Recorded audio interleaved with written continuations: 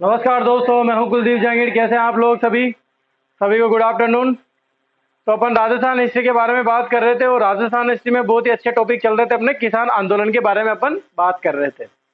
सभी ऑनलाइन आ जाएंगे और वीडियो को शेयर कर देंगे ताकि ज़्यादा से ज़्यादा लोग जुड़ सके। ठीक है, जल्दी से वीडियो को शेयर करेंगे आप सभी। तो राजस्थान हिस्ट्री में अपनी बात चल रही थी किसान आंदोलन के बारे में, और अपन ने किसान आंदोलन पढ़ लिए थे। बिजोलिया किसान आंदोलन अपन ने पढ़ लिया। इसके बाद अपन ने बेंगू किसान आंदोलन के बारे में पढ़ लिया। इसके बाद अपन ने मेवाड़ किसान आंदोलन के बारे में पढ़ लिया। यानी कि अपने आंदोलन जो है कंप्लीट हो चुके हैं, ये तीनों किसान आंदोलन। ठीक है, देखिए आज जो बात करेंगे अपन, आज की क्लास में बात करेंगे अपन बूंदी किसान आंदोलन, यानी कि बरड़ राज्य का किसान आंदोलन। कंफ्यूज नहीं होना है। अगर एग्जाम में ऐसा पूछ लेते हैं कि बरड़ किसान आंदोलन कहां से संबंधित है, तो यही आएगा कहां से, बूंदी राज्य से। बरड़ एक क्षेत्र है जो बूंदी राज्य में पड़ता है, इसीलिए उस क्षेत्र पर उस क्षेत्र के जो किसान निवासित करते थे, यानी कि उस क्षेत्र में जो निवास करते थे किसान, उन्होंने आंदोलन किया था। इसीलिए इसका जो नाम रखा गया है वो क्या रखा गया है, बरड़ क्षेत्र। तो आपको कंफ्यूज नहीं होना है। अगर आपसे बूंदी राज्य से संबंधित जो भी किसानों के नाम वगैरह आपसे पूछ लेते हैं, तो और वो बरड़ राज्य दे देता है ऑप्शन में, अगर बरड़ राज्य दे देता है या बरड़ राज्य से पूछ लेता है, जैसे आप देवीलाल गुर्जर कहां से रिलेटेड हैं, तो वो ऑप्शन में अगर बरड़ राज्य दे देता है तो आपका आंसर क्या आना चाहिए, बरड़ राज्य आना चाहिए। ठीक है, बूंदी नाम नहीं आता है तो आप ध्यान रखना इस छोटी सी चीज को, कंफ्यूज नहीं होना है। दोनों क्या है, एक ही चीज है ये। ठीक है, चलो बूंदी की बात करते हैं। अब देखो यहां पर क्या हुआ, यहां के लोगों ने क्या किया, यहाँ के जो किसानों ने विद्रोह कैसे किया, आंदोलन कैसे किया। देखो यहां पर जो आंदोलन की शुरुआत होती है उसकी बात कर लेते हैं अपन, कब शुरुआत हुई थी। देखा जाए तो ये 1920 में ही प्रारंभ हो गया था, लेकिन एक सभा आयोजित नहीं की गई थी, यानी कि एक तरह से किसानों ने आंदोलन नहीं प्रारंभ किया था यहाँ पर। तो इसका जो टाइम पीरियड आता है 1922 से लेके लगभग 1925 तक आता है। कब से कब तक, 1922 से लेके 25 तक। अब ये समय अगर आप देखोगे तो ये किसके बीच में आ रहा है, बिजोलिया किसान आंदोलन और बेंगू किसान आंदोलन के बीच में आ रहा है ये। यानी कि आप समझ सकते हो कि यहाँ के जो किसान है इनको लगा, कैसे लगा कि यहाँ के जो किसान है वो भी किससे परेशान थे, कर से, भू राजस्व कर से सबसे ज्यादा परेशान थे।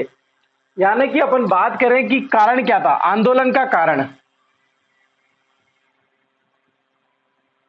आंदोलन का कारण वही कारण है भू राजस्व कर,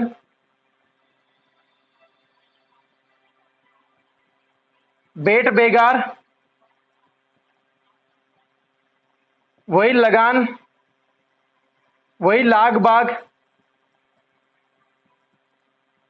ठीक है, इस प्रकार के, यानी ये जितने भी प्रकार के लगान कर वगैरह लिए जाते थे बूंदी के किसानों से, ये भी यहां से परेशान थे। और लगभग ऐसा बताते हैं कि लगभग 25 प्रकार के कर लगाते थे, लगभग 25 प्रकार के कर इन पर लगाए जाते थे। किन पर, किसानों पर लगाए जाते थे। तो यहाँ के जो किसान है वो भी परेशान थे। तो होता क्या है, अब किसान परेशान हो रहे हैं तो इनको एक आइडिया आता है, यानी कि ये प्रेरित होंगे किससे, बिजोलिया किसान आंदोलन से। और राजस्थान सेवा संघ जहाँ के अध्यक्ष सदस्य बने हुए हैं, जो अजमेर में शाखा खोली गई है, तो उनके उनसे प्रेरित होंगे। वो ज्यादा लोग प्रेरित करेंगे कहाँ के लोगों को, बरड़ के लोगों को, बरड़ के किसानों को, यानी कि बूंदी के किसानों को। अब बूंदी के किसानों में ये एक तरह से मोटिवेट हो रहे हैं बूंदी के किसान। इनको क्या लगा कि यार बिजोलिया में ऐसा चल रहा है, बिजोलिया में कुछ कर कम कर दिए गए, वहां पर जो विजय सिंह पथिक और रामनारायण चौधरी उनके द्वारा नेतृत्व कर रहे हैं, पुलिस उनका कुछ नहीं कर पा रही है, बड़ी बड़ी सभाएं आयोजित की रही है, तो हम क्यों नहीं करें। और एक तरफ से बेंगू के बारे में इन्होंने जाना कि बेंगू में सब कुछ खत्म होता जा रहा है, सब कुछ आसान होता जा रहा है। तो वो लोग जब अपने कर के लिए लड़ रहे हैं, वहां के किसान भी लड़ रहे हैं, तो हम क्यों नहीं लड़े, हम क्यों आंदोलन नहीं करें, हम क्यों बेकार में कर वगैरह देते रहे, बेकार में बेट बेगार वगैरह कर क्यों देते रहे, लगान क्यों देते रहे। और सबसे बड़ी जो बूंदी की समस्या थी आंदोलन करने की कारण, यानी कि अपन मेन कारण अगर माने तो यहां पर था भ्रष्टाचार।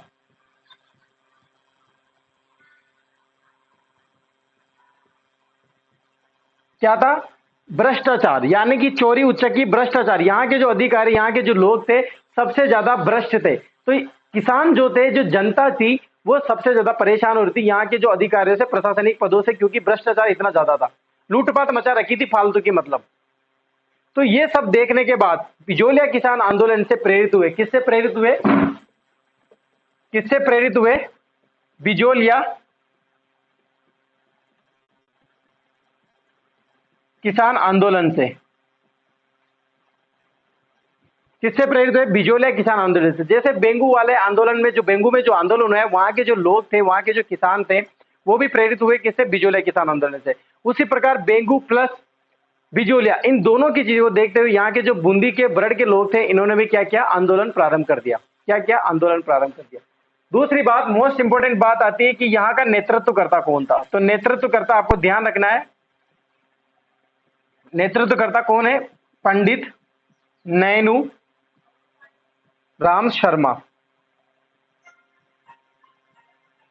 नैनूराम शर्मा का आपने नाम सुना होगा प्रजामंडल में, बूंदी राज्य प्रजामंडल, यानी कि हाड़ौती राज्य, जो हाड़ौती राज्य प्रजामंडल था, उनके अध्यक्ष बनाए गए थे किनको? पंडित नैनूराम शर्मा को। ये जब आंदोलन खत्म हो जाएंगे, फिर बाद में ये प्रजामंडल शुरू हो जाएंगे, क्योंकि इनको खत्म करने के लिए प्रजामंडल बनाए गए थे बाद में। तो एक अध्यक्ष बनाए गए थे, हर एक राज्य में एक प्रजामंडल की गठन किया गया था। ये नैनूराम शर्मा का नाम भी वही आता है, क्योंकि हाड़ौती में एक प्रजामंडल गठन किया गया था, जिसका अध्यक्ष किसे बनाया गया था? पंडित नैनूराम शर्मा को। और इनका जो ऑफिस था, यानी कि जो हेडक्वार्टर बना हुआ था, वो कोटा में बनाया गया था। तो अगर कोटा के प्रजामंडल के अध्यक्ष पूछ ले तो भी आंसर क्या आएगा? नैनूराम शर्मा। ठीक है, ये सारी चीजें आपको क्लियर होनी चाहिए, यानी कि ये वही नैनूराम शर्मा है जो आपने प्रजामंडल में पढ़े थे। ठीक है, तो नेतृत्वकर्ता किन्होंने संभाला, यानी कि यहाँ का नेतृत्वकर्ता कौन है?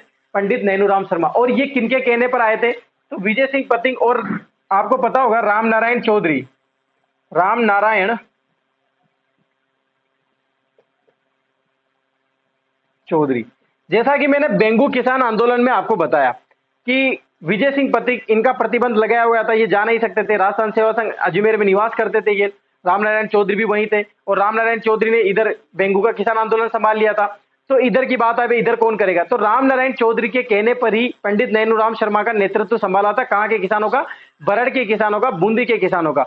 यानी कि बूंदी के किसानों का जो नेतृत्वकर्ता कौन है? पंडित नैनूराम शर्मा। किसके कहने पर बनाए गए थे? रामनारायण चौधरी के कहने पर बनाए गए थे। ठीक है, ये सारी चीजें आपको क्लियर हो जानी चाहिए। यानी कि अभी तक जो मैंने आपको मैटर बताया, उसमें एक क्वेश्चन आने वाली संभावना है। पहली तो ये कि बूंदी बरड़ राज्य का किसान आंदोलन, बरड़ एक ही चीज है, बूंदी एक ही चीज है। ठीक है, कब प्रारंभ हुआ था? 1922 में। अब ये बात जो 25 मैंने लिखा है, ये एक ऑथोरिटी नहीं है, क्योंकि ये तो चला तो 30 तक भी था, लेकिन 25 में एक लगान फिक्स हो गई थी, एक रोक दिया गया था उस आंदोलन को। ठीक है, आंदोलन के कारण मैंने आपको बता दिया। जैसे कि पहले वाले आंदोलन में जो कारण थे, वही भू राजस्व देना, लाग लगान देना, बेट बेकार लगाना, लाटा कुटा पद्धति लगाना, और जो लाग बाग लग रहे थे, यही सबसे ज्यादा अत्याचार हो रहे थे, किसानों पे शोषण हो रहे थे। तो यही मेन कारण था। मोटिवेट होते हैं किससे? किससे मोटिवेट होते हैं? बिजोलिया किसान आंदोलन से। और इनको सबसे ज्यादा प्रेरित करते हैं यहाँ के किसानों को, फोन कॉल वगैरह, मैसेज करके, पत्र लेखन जारी रखते कौन? राजस्थान सेवा संघ के लोग। तो ये भी क्या कर देते हैं? अब आंदोलन कर देंगे। आपको ध्यान रखना है। फिर इसके बाद नेतृत्वकर्ता कौन थे? पंडित नैनूराम शर्मा। राम नारायण चौधरी के कहने पर ही ये यहाँ के नेतृत्व, इन्होंने इन जो बूंदी के किसान आंदोलन था, उनका नेतृत्व इन्होंने किया। ठीक है, यहां तक की सारी चीजें सभी को क्लियर हुई कि नहीं हुई? सारी चीजें क्लियर हो जानी चाहिए। बूंदी किसान आंदोलन को अपन पढ़ रहे हैं, बरड़ किसान आंदोलन एक ही चीज है। देखो क्या होता है कि बरड़ किसान आंदोलन, बरड़ एक क्षेत्र है। पहले क्या होता था कि दक्षिण, पहले जिले तो नहीं थे, बूंदी भी कोई डिस्ट्रिक्ट तो नहीं थी, एक राज्य था बूंदी पूरा, जिसमें कोटा भी इसी में आता था। तो कोटा तो जब राजा महाराजा लोग हुए तो कोटा राज्य की स्थापना हो गई, तो पूरा हाड़ौती एक क्षेत्र था।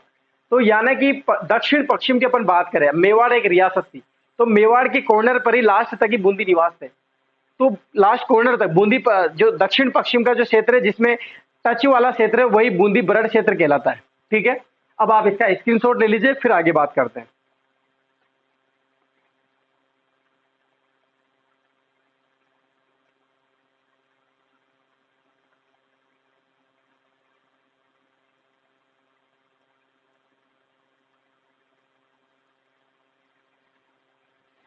ठीक है, तो ये तो मैंने अभी यहां पर बात करी आपके कारण वगैरह की, नेतृत्वकर्ता की। अभी आंदोलन प्रारंभ नहीं हुआ, अब आंदोलन प्रारंभ करेंगे अपन।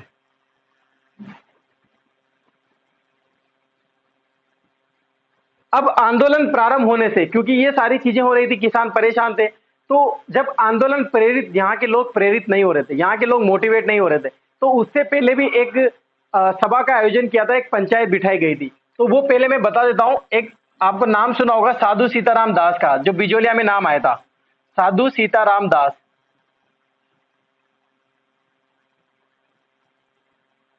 इन्होंने एक पंचायत बिठाई थी, पंचायत का आयोजन किया।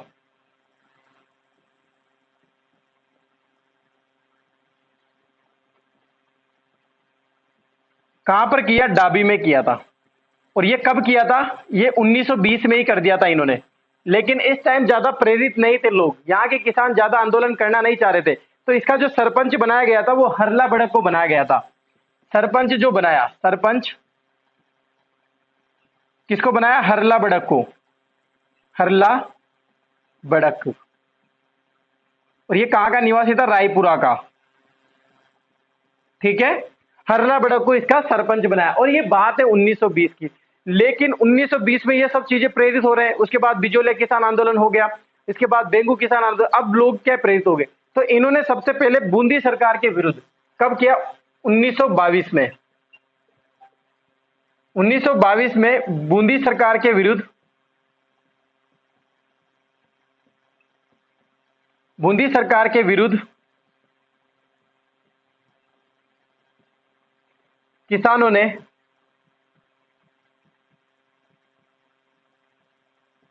आंदोलन किया।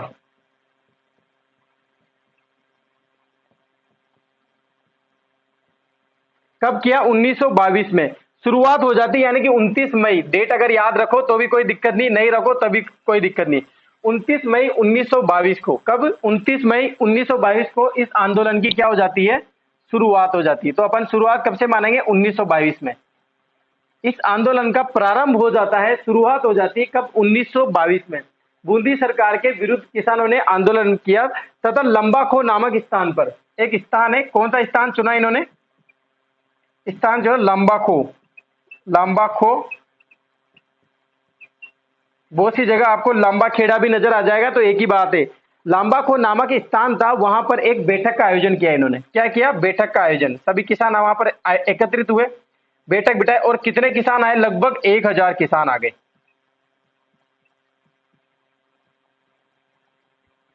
कितने किसान आ गए? 1000 किसान आ गए। अब सुनना यहां पर, ये बात कब की है? 29 मई की। देखो, 1920 का मैटर अलग है और 1922 का मैटर अलग है। 1920 मैंने आपको एक तरह से याद दिलाने के लिए लिखा है, कहीं एक आपको एग्जाम में पूछ रहे तो आपको ध्यान रखना। साधु सीताराम दास ने एक पंचायत का आयोजन किया था 1920 में। कहां पर आयोजित किया था? ये डाबी में आयोजित किया था। एक सभा का आयोजन किया था, जिसका कारण भी, मेन इशू भी यही था कि अपन यहां पर कर नहीं देंगे, भू राजस्व नहीं देंगे, लगा नहीं देंगे। लेकिन इतने इस टाइम ज्यादा किसान मोटिवेट नहीं थे, प्रेरित नहीं थे किसी भी चीज से, मतलब उनको आंदोलन नहीं करना था अभी। अब शुरुआत हो जाती है कब? जब ये सारी चीजें बिजोलिया में, बेंगू में सारी चीजें हो गई, राजस्थान सेवा संघ के बारे में इनको पता चला कि इतने बड़े बड़े लोग हैं यहाँ पर, तो अपन भी क्यों नहीं करें। तो शुरुआत हो जाती है 29 मई 1922 को। बूंदी में जो यहाँ की जो गवर्नमेंट है, यहाँ के जो प्रशासनिक अधिकारी थे, इनके खिलाफ ये क्या कर देते हैं? आंदोलन कर देते हैं। और आंदोलन कहां पर कर देते हैं? लांबाखो नामक स्थान पर कर देते हैं। क्या, कौन से स्थान पर? लांबाखो, लांबाखेड़ा, एक ही बात है। बैठक का आयोजन करते हैं, यहाँ पर सभाएं आयोजित करते हैं, जिनमें बहुत सारे लोग आते हैं। कौन आते हैं? बहुत सारे लोग आते हैं, जिनमें राजस्थान सेवा संघ से जुड़े हुए लोग हैं, जैसे भंवरलाल शर्राफ, स्वर्णकार भी बोलते हैं, जिनको प्रज्ञा चक्षु बोलते हैं। मैंने आपको पहले बताया था, भंवरलाल शर्राफ, भंवरलाल, इनको प्रज्ञा चक्षु भी बोलते हैं।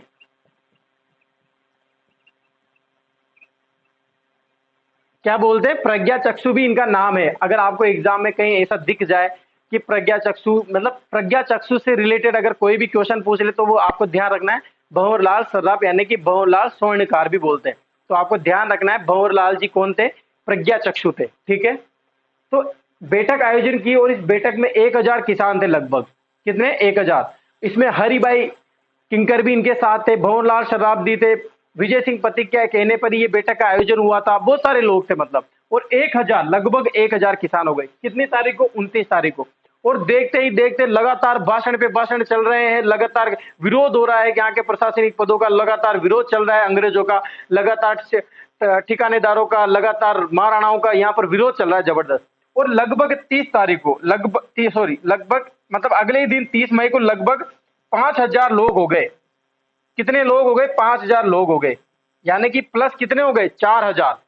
यानी कि एक ही दिन में 5000 लोग और जमा हो गए, जिसमें इन 5000 लोग में महिलाएं भी शामिल थी। कौन शामिल थी? महिलाएं भी।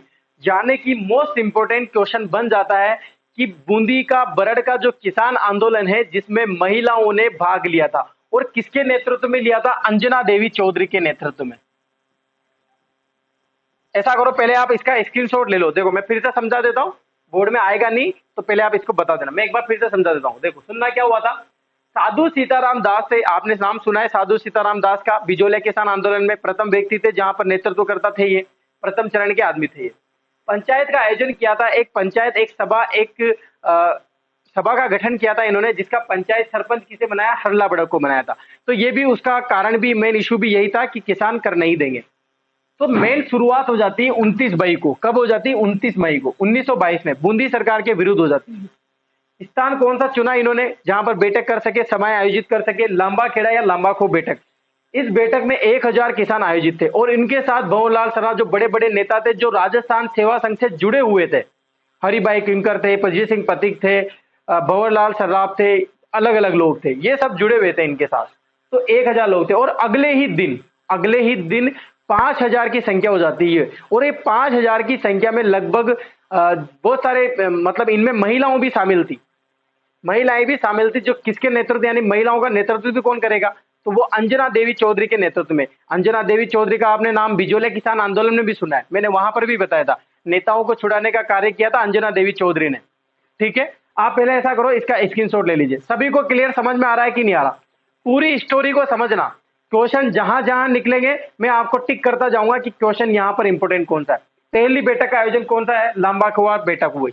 इस स्थान पर लांबा खोआ नामक स्थान पर पहली बैठक हुई थी। कितने लोग थे? 1000 लोग थे। बाद में कितने हो गए? 5000 लोग गए। कब हुए? 29 मई 1922 को। ठीक है, क्लियर है? लिख लो आप इसको।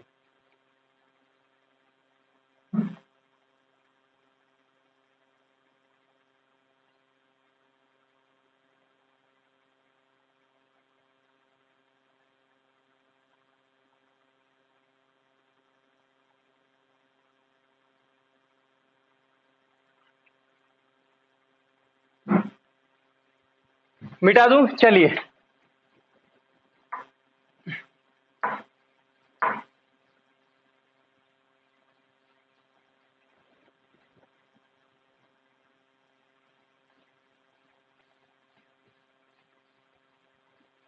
बैठक का आयोजन कब हुआ था? 29 मई को। 29 मई 1922 को। कितने लोग थे इसमें? 1000 किसान थे।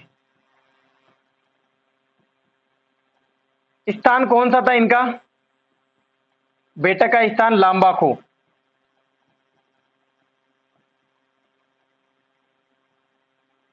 ठीक है, ये बात हुई 29। भाग किन किन्होंने लिया था? नाम लिखा देता हूं। भंवरलाल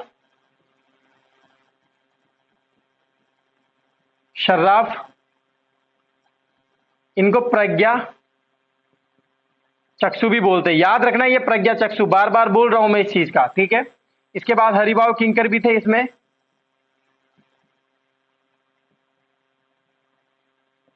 हरिभाव किंकर बिजोले किसान आंदोलन में कौन से चरण से संबंधित रखते हैं? जल्दी से बताइए आंसर इसका, मैंने पढ़ा दिया है आपको। हरिभाव किंकर बिजोले किसान आंदोलन में कौन से चरण से संबंधित थे? 3 व्यक्ति थे उस चरण में, नाम बताइए उस चरण का। इसके बाद बात करें अपन, राम नारायण भी थे इसमें।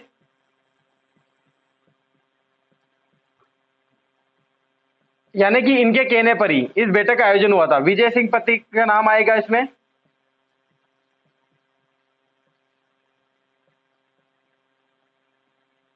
और ये दोनों लोग तो यहां पर उपस्थित थे। ठीक है, ये दोनों लोग यहां पर उपस्थित थे।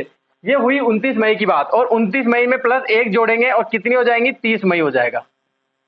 30 मई 1922 को। कब? 30 मई 1922 को 1000 की संख्या बढ़कर कितनी हो जाएगी? 5000 किसान हो जाएंगे। 5000 किसान में कौन थी? महिलाएं भी थी। महिलाएं या महिलाओं ने भाग लिया।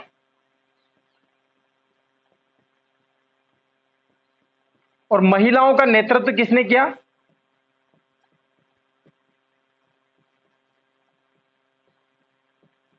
अंजना देवी चौधरी ने।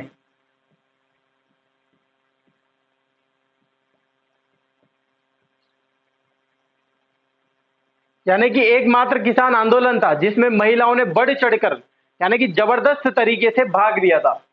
और इनका नेतृत्व कौन कर रहे थे? अंजना देवी चौधरी कर रहे थे। यानी कि 5000 किसान हो गए। अब देखो क्या होता है, अब ये बात यहाँ पर बैठक आयोजित हो रही है, 5,000 किसान हो गए, यानी कि यहाँ के जो अधिकारी प्रशासनिक रहेंगे, यानी कि बूंदी राज्य की जो गवर्नमेंट रहेगी वो घबरा जाएगी, घबरा गए। अब इनको पता चली ये बात, तो यहाँ पर लोग आए, किसान मतलब पुलिस आई, सैनिक बल आया, तो इनको क्या भगाने की कोशिश कर रहे थे। तो भगाने की कोशिश कर रहे थे, तो यहाँ पर भंवरलाल सर्राफ, कौन? भंवरलाल सर्राफ,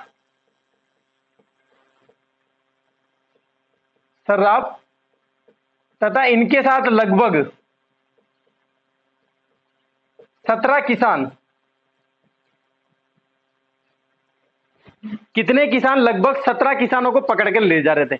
ये बात किसको पता चली? जब बैठक, जो सभा आयोजित हो रही थी, ये बात पता चली वहां बूंदी राज्य के यानी कि बूंदी राज्य के जो प्रशासनिक पद वाले जो अधिकारी थे, सैनिक बल थे, यानी कि सैनिक बल आ गए यहाँ पर। अब इनको भगाने की कोशिश करेंगे कि बैठक को फेल करेंगे वो। तो यहाँ पर भंवरलाल सर्राफ के साथ लगभग 17 किसान थे, उनको पकड़कर ले जा रहे थे। तो जैसे ही पकड़कर ले जा रहे थे, तो महिलाओं ने इनका पीछा किया, यानी कि मऊल अंजना देवी चौधरी के बढ़ चढ़कर भाग ले रहे थे महिलाएं। तो महिलाओं ने इनको पीछा किया और गणेशपुरा नामक स्थान पर, एक स्थान पड़ता है गणेशपुरा, गणेशपुरा नामक स्थान पर, कौन सा स्थान है? गणेशपुरा नामक स्थान पर इनको छुड़ा लाते हैं, यानी कि भंवरलाल सर्राफ को और जो 17 किसान रहते हैं उनको बंदी बनाकर या फिर जेल में नहीं डाल पाते हैं, कौन? वहां के सैनिक बल, यानी इनको छुड़ा लाती है महिलाएं।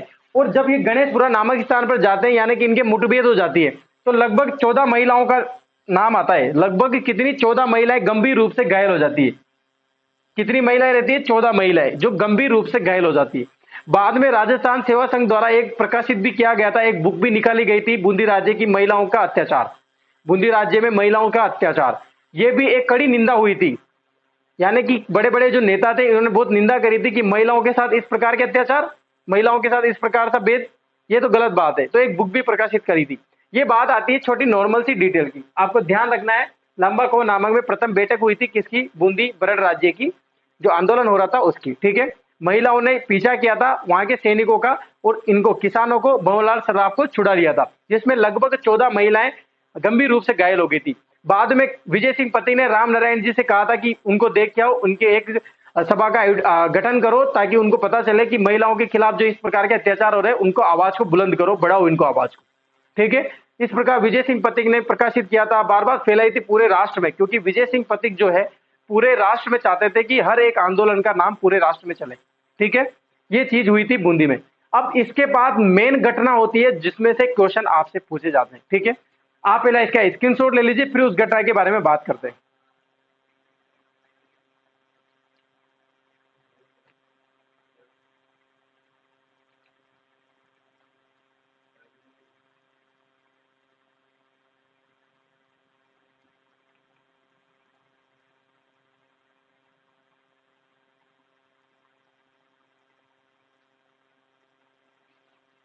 ठीक है, मिटा दूं? चलिए।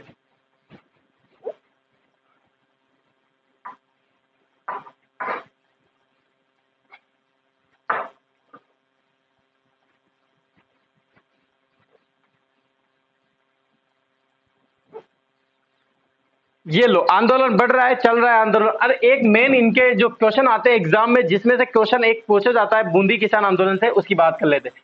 आपकी इसमें आता है डाबी हत्याकांड।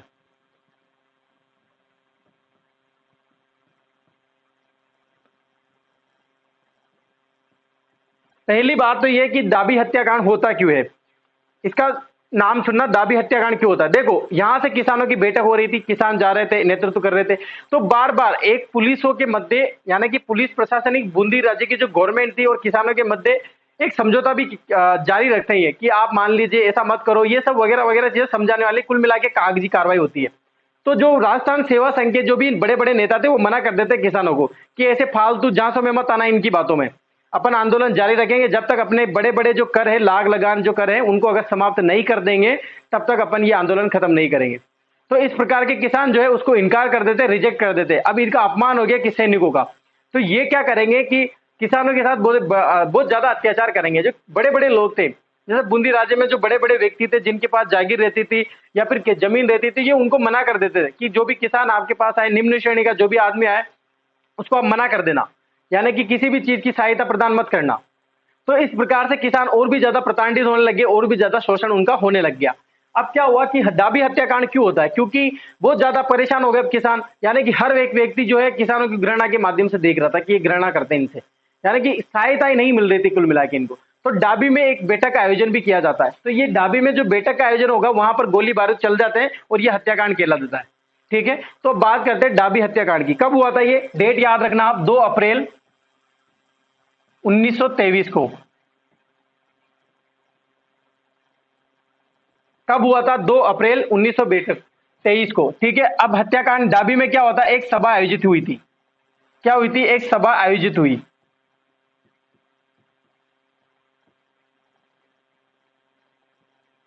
और इस सभा की अध्यक्षता किसने करी थी? यह भी आप याद रखना, अध्यक्षता किसने की थी? पंडित नैनूराम शर्मा ने। क्या नाम आता है? पंडित नैनूराम शर्मा ने इसकी अध्यक्षता की थी। और इस सभा में सभी लोग मौजूद थे। भंवरलाल शर्मा भी मौजूद था इसमें।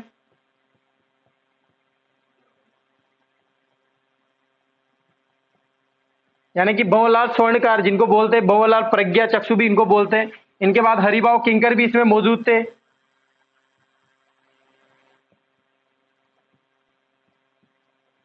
यानी कि बहुत सारे जो राजस्थान सेवा संघ से जुड़े हुए थे, ये सब राजस्थान सेवा संघ के सदस्य है। अध्यक्ष तो कौन थे?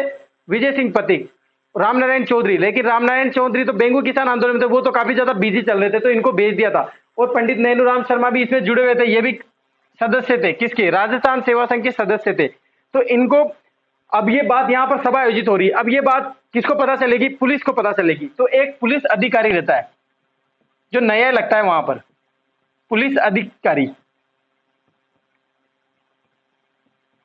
यहां पर तो बैठक चल रही, उधर तो ये बात, उधर बैठक की हुई, यहां पर सभा की बात कर ली मैंने, बैठक की। अब इधर की बात कर लेते हैं। एक पुलिस अधिकारी रहता है जो पुलिस अधीक्षक रहता है, पुलिस अधीक्षक।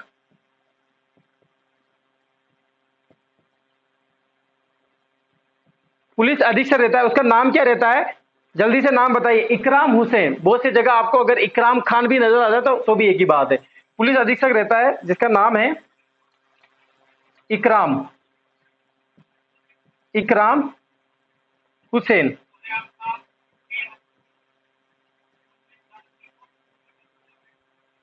क्या नाम है? इकराम हुसैन। यानी कि इकराम हुसैन पुलिस अधीक्षक रहता है। इसके अलावा बात करें अपन, थानेदार थे, एक और थानेदार थे, ये भी लिख लेना अगर पूछ ले तो। थानेदार था कल्याण सिंह। क्या नाम है? कल्याण सिंह। और बाकी और भी लोग थे। मेन इंपोर्टेंट आपको याद रखना है इकराम हुसैन, क्योंकि इनके कहने पर ही यहां पर क्या करते हैं? गोली चला देते हैं। यानी कि गोलियां बरसाई जाती है किन पर? यहाँ के किसानों पर। ठीक है, इसीलिए बोला जाता है। और ये कहां पर पड़ता है, मतलब ये घटना कहां पर हो रही थी? डाबी में हो रही थी, इसीलिए डाबी हत्याकांड बोलते हैं। और दिन क्या था? 2 अप्रैल 1923 को सभा आयोजित हो रही थी। इस सभा की अध्यक्षता कौन कर रहे थे? पंडित नैनूराम शर्मा कर रहे थे। बाकी बहुत सारे लोग भी जुड़े हुए थे, सभा में जुड़े हुए थे। बहुत सारे किसान भी थे, महिलाएं भी इसमें शामिल थी। पुलिस अधिकारी, क्योंकि बड़े अधिकारी जो थे वो इनको वो ऑर्डर देते थे, जिनमें से पुलिस अधीक्षक रहते हैं इकराम हुसैन। इनका वेरी इंपॉर्टेंट नाम आता है इकराम हुसैन, क्योंकि इकराम हुसैन की अध्यक्षता में, यानी कि इसके अधिकारी अधीक्षक बनते ही कहने पर ही, इकराम हुसैन के कहने पर ही इधर क्या चलाई जाती है? गोलियां चलाई जाती है। क्या चलाई जाती है? गोलियां चलाई जाती है। अब ये गोलियां चल गई, अब गोलियां चलेंगी, उधर से कोई ना कोई घायल तो होगा, कोई ना कोई मरेगा तो सही। यानी कि शहीद हो जाएंगे 2 किसान। कौन से 2 किसान शहीद हुए? पहले आप इसको लिख लीजिए, फिर अभी गोलियां चलाता हूं मैं।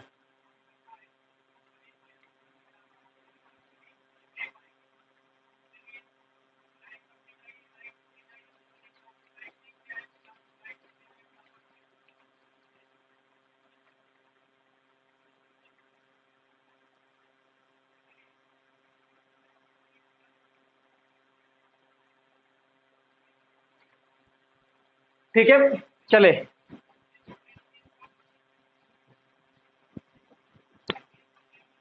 तो ये डाबी हत्याकांड मैंने आपको बताया, डाबी हत्याकांड। और बाकी अब लिखा देता हूं मैं आपको कि गोलियां चलने के बाद कौन शहीद हुआ। ठीक है, किसकी बात कर रहे हैं अपन? डाबी हत्याकांड की।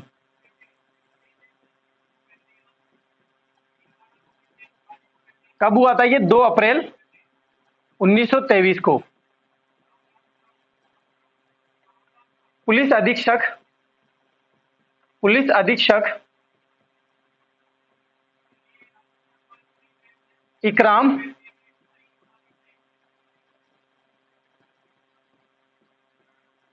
इकराम हुसैन ने गोलियां चलाई।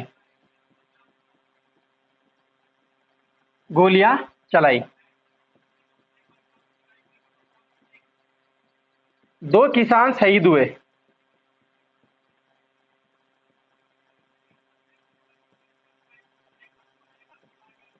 कौन कौन से किसान थे? पहले किसान आएंगे नानजी भील, दूसरे किसान आएंगे देवीलाल गुर्जर,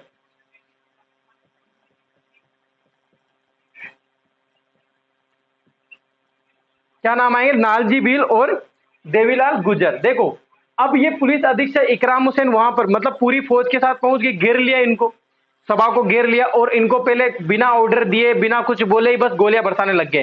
तो भागने लग गए सब किसान, इधर से उधर भागे, भगदड़ मच गई एक तरह से। तो नानजी भील और देवीलाल गुर्जर, जब ये सभा आयोजित हो रही थी तो यहाँ पर सभा आयोजित हो रही थी तो ये दोनों लोग भी है ना झंडा गीत गा रहे थे यहाँ पर, झंडा गीत गाते हुए, झंडा गीत गाते हुए, झंडा गीत गाते हुए दोनों शहीद हुए थे। अब ये झंडा गीत क्या था? तो ये विजय सिंह पथिक ने लिखा था। किसने? विजय सिंह पथिक ने।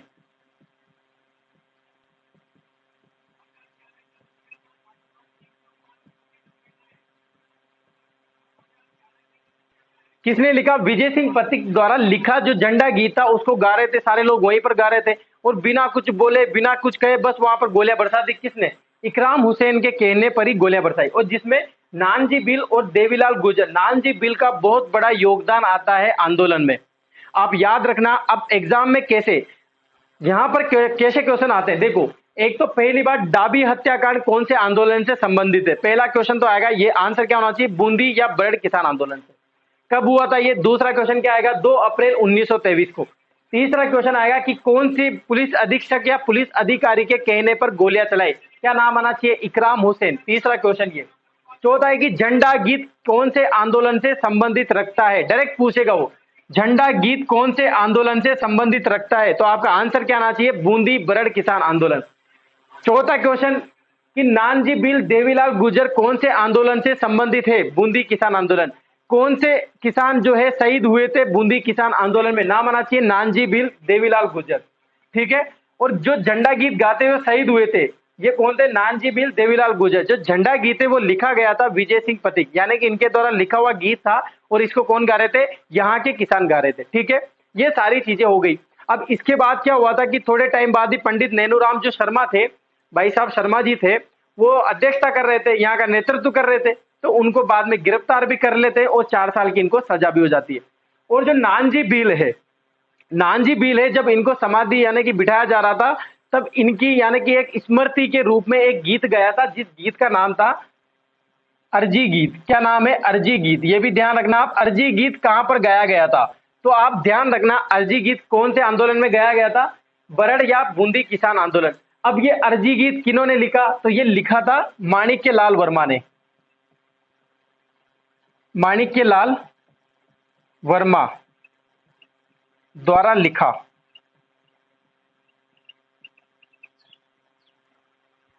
किसकी स्मृति में? नानक जी भील जो थे देवीलाल गुर्जर की स्मृति में, समाधि पर नहीं, नानक जी भील की समाधि पर। यानी कि जब इनको समाधि हो रहा था, जब सभी श्रद्धांजलि दे रहे थे तो एक गीत गाया गया था, उस गीत का नाम था अर्जी गीत। याद रखना, अर्जी गीत, बार बार बोल रहा हूं।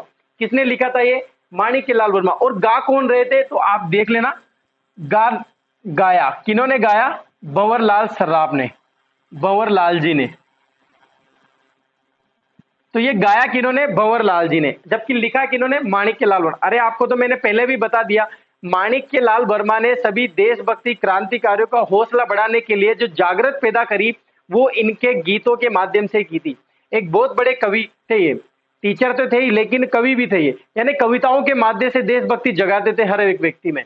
तो ये गीत लिखने का जो भी मैटर आएगा ना आंदोलन में, तो आप माणिक्य लाल वर्मा को ध्यान रखना ज्यादा। ठीक है, तो यहां से ये बूंदी बरड़ किसान आंदोलन खत्म हो जाता है। इसके बाद की बात अलग है कि क्वेश्चन नहीं बनता है, लेकिन मैटर क्या होता है कि नैनूराम शर्मा को जो है 10 मई 1923 को, याद रखना 10 मई